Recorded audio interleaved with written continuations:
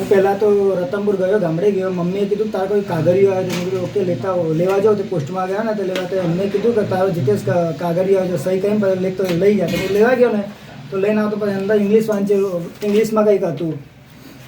તે મને ઇંગ્લિશ ફાવે ને એટલે મેં કીધું ગામના પટેલને બતાવું. એટલે ગામના પટેલ આવ્યા એટલે એમને બતાવ્યું ને એટલે કે આ તો જીતેશ તારા ઇન્કમ ટેક્સની નોટિસ આવી છે. તો હું પછી કીધું કે આ પોલીસ સ્ટેશન જઈને કરાવવું પડશે ગમે કંઈક. મેં કીધું ઓકે તો વાંધો નહીં, તો હું જાઉં પોલીસ સ્ટેશન.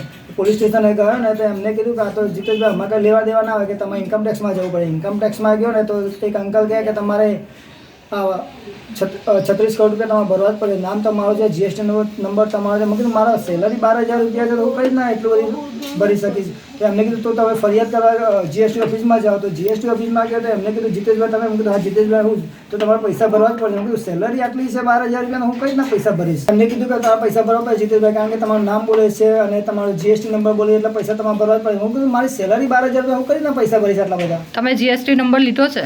ના રે, કોઈ દિવસ મારે જરૂર જ ના પડે જીએસટી નંબર શું કરીશ લઈને. તો તમારા ખાતામાં પૈસા ક્યારે આ કોઈએ મૂક્યા હોય એવું કંઈ? ના ના, કોઈ દિવસ આયા જ નહીં રૂપિયા તો કોઈ દિવસ. અચ્છા, હવે શું કરશો? હવે અમદાવાદની ઇન્કમ ટેક્સ ઓફિસે? હા, હવે અમદાવાદની ઇન્કમ ટેક્સ ઉપર જવું પડશે મારે, કારણ કે